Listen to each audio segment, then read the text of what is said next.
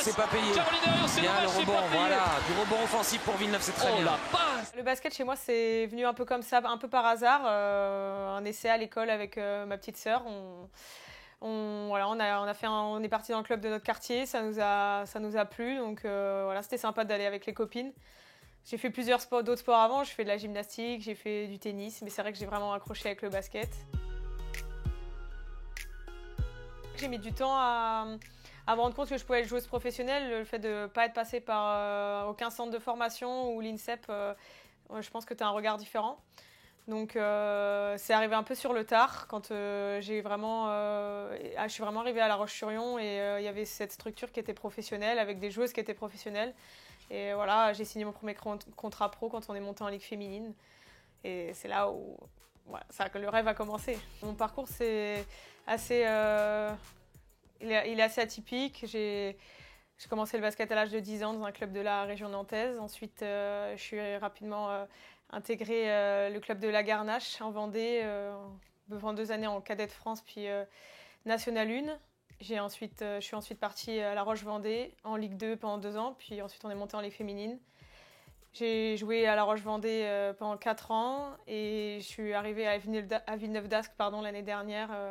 Donc c'est ma 2e année à Villeneuve-d'Ascq. C'est une saison qui a été très très satisfaisante. C'est vrai que pour le club de Villeneuve-d'Ascq, c'était une saison réussie. Une 2e place, c'était jamais arrivé à Villeneuve. Ils ont déjà été champions de France, mais voilà, une 2e place, c'était un résultat historique pour le club. Jolene Anderson qui trouve l'extra passe pour Caroline Herriot. J'ai hâte, j'ai vraiment hâte parce que voilà, nouvelle saison, même équipe pour moi, mais plutôt renouvelée. Notre équipe, elle est très très talentueuse.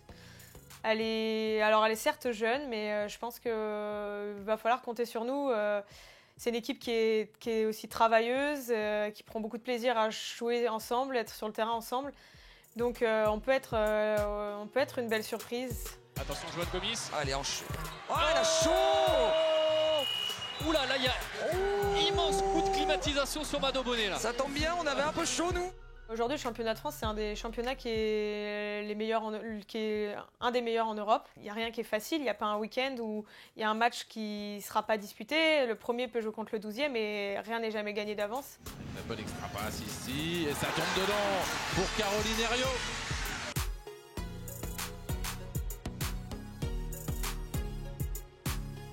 Le 3-3, ça m'a énormément aidé. Sans le 3-3, je ne serais pas devenue la joueuse que je suis actuellement. Herriot se met en rythme, se met en mode MVP.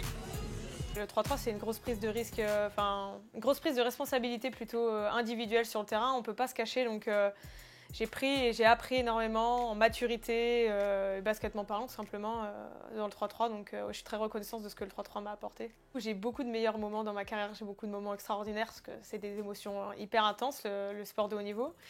Mais voilà, petit clin d'œil à Villeneuve l'année dernière quand on bat Basketland à la maison pour la 2e place, justement, pour récupérer ce ticket de la 2e place. J'avais jamais entendu une salle aussi bruyante de ma carrière. Le Palacium était blindé, les gens étaient fous. C'était un moment quand même hyper fort en émotion.